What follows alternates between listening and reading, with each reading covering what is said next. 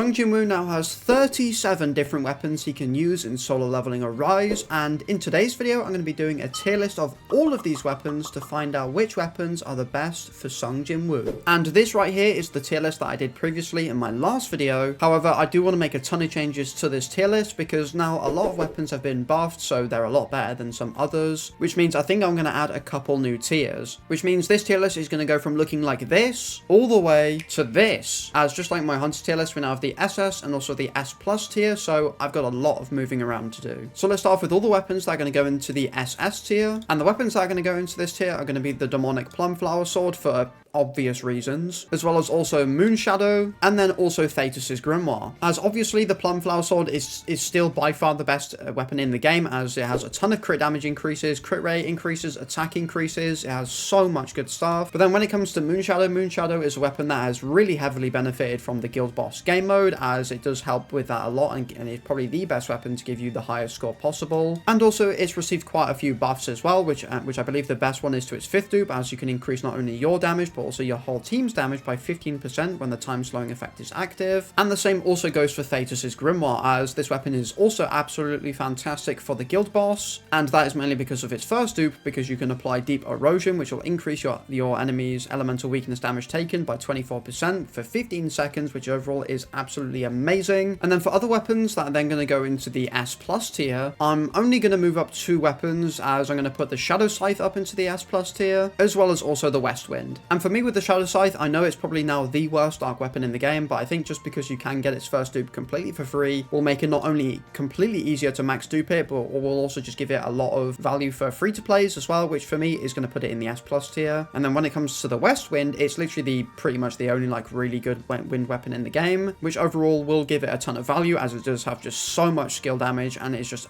does so much damage, it's insane. And then also when it comes to the A tier, I think maybe I could move up the Demon King's Longsword, because this weapon has had so many buffs, but it's still probably the worst SSR weapon in the game, or at least one of them. So yeah, you know what? I think I will put it up to the S tier because it is also a lot better now. But then when it comes to the B tier, I'm going to make one change, and that is also going to be bumping up Nightkiller from the B tier all the way up to the A tier. As in my opinion, also, again, just like a bunch of other weapons, thanks to Guild Boss, this weapon is way better now. However, that is only when it is at max dupes, which is going to be a little bit difficult for a lot of people. But when you do get it to max dupes, it can be really useful for Guild Boss, as the most important thing with this 5th advancement dupe is the fact that you can apply Component Destruction, which will basically just increase the amount of damage your target takes by 2%, and will stack up to 5 times, which will give you a 10% in total. But the best thing about it is that it's completely permanent, which for me is why it's going to go into the A tier. And then also moving on to the C tier, we also have the Frostbite Falchion, which I'm also actually going to put up all the way up to the A tier from the C tier. And just also like Nightkiller, the Frostbite Falchion is also absolutely amazing for Guild Boss, as you can apply the Erosion debuff, which will increase the damage dealt to targets that have elemental weakness by 12%. So at A1, it's just a mini version of Thetis. However, you can actually then put it on par with Thetis in terms of its debuffing capabilities, or at least in Guild Boss anyways, thanks to its 5th advancement dupe, as it basically says the Erosion debuff can then be stacked up to 2 times. Which then finally brings me onto all 5 of the new weapons that we have in the game, which are the Juicy Grilled Skewer, we have the Marlin Surfboard, the Phoenix Soulbow, the Truth Demon Knight Spear, and then also Zeke's Fragment. And let's start off with the Juicy Grilled Skewer, which at A0 is kind of trash, to be honest, or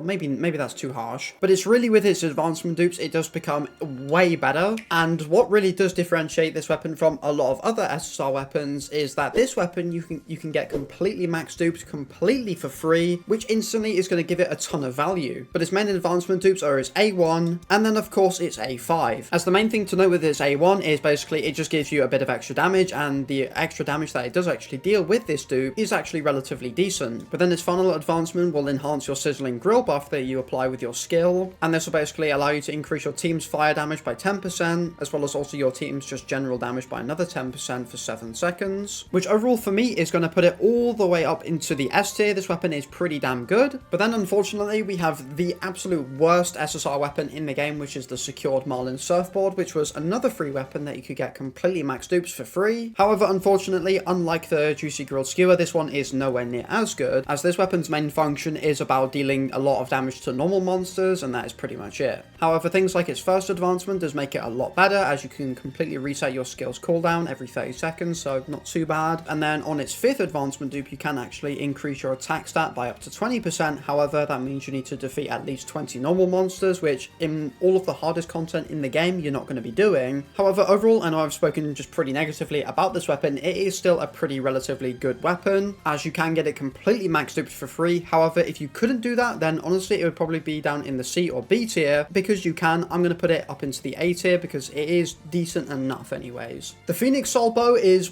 honestly one of my favorite weapons in the game, just because its core attack damage is absolutely crazy, as essentially with your skill with the Phoenix Soul, you apply this buff called Firebird Soul, which will increase your flame shot damage by 80%, which is like your enhanced core attack. And this can be stacked up to 3 times, or I believe 4 or maybe 5 times with some of its advancement dupes, I can't remember. But yeah, this will allow your core attack to do just an absolute ton of damage, which for me overall makes this weapon absolutely amazing and something that is really valuable on pretty much anybody's accounts, as pretty much there's not really much else to say about this weapon apart from you use your skill, you get your core attack, you do a ton of damage, and that's pretty much it. Which for me is why it's going to go all the way up into the S+ tier. This weapon is really good, not quite on the levels of Plum, Moonshadow, and Thetis, but overall this weapon is insane. And the very final free weapon that's been added in one of the recent updates is the Truth Demon Knight Spear, which is available through your guild shop. And in terms of what you need to know about this weapon is essentially when you use your skill, you'll apply the Corrupted Rules effect, which will basically just allow you to completely remove the cooldown of your skill and will essentially allow you to spam it for as long as possible, as this buff will only last for 4 seconds. But then what this will also do, it will then just increase your light elemental damage by 10% as well. And overall, you might think this might be a bad thing, because if you can spam your skills a ton, then you're going to use a ton of mana. However, this skill has an extremely low mana point consumption of 40 to 45, which will make it so you don't really spend too much. But it's also with its first advancement, you can then also increase your attack speed by 15%, which means you can spam your skill even more, as well as do more damage. But also when your skill does actually land as well, you can recover your mana points by 1% as well, which means you're not going to be using pretty much anywhere near as many mana points as you would previously. So yeah, this weapon is pretty insane, I can't lie. It's definitely obviously way better than the SR version, which I personally think is pretty good, which for me again is going to put it all the way up into the S+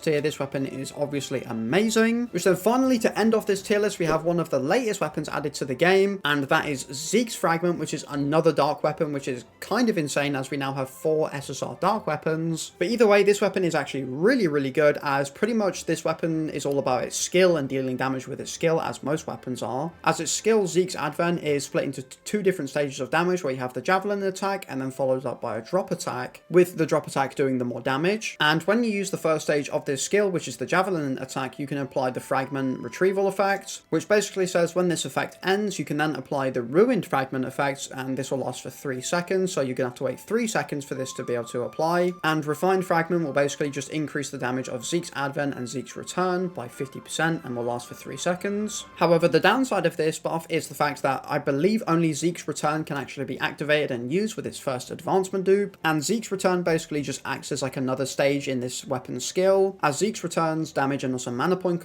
consumption is the same as its drop attack, so again it'll give you quite a lot more damage, to be fair. And then when you also use Zeke's Return in sequence with your drop attack, it will then increase the attack's damage by another 50%, so overall you'll get a ton of damage just through this first advancement dupe already, which is really good. So yeah, it kind of seems like all of the dark weapons are just kind of insane, with Zeke's Fragment definitely being a really good weapon as well. And overall for me, again, I think it is also going to go all the way up into the S+ tier. Zeke's Fragment is also just a really good weapon, a ton of extra damage bonuses thanks to its Zeke's Return through its A1. So there you have it, that is my complete tier list of all of Sung Jinwoo's weapons ranked in solo leveling or rise. And if you like this video or you just found it useful in general, then don't forget to like and subscribe, as it does help me out so much, and I will see you all in the next video. Peace!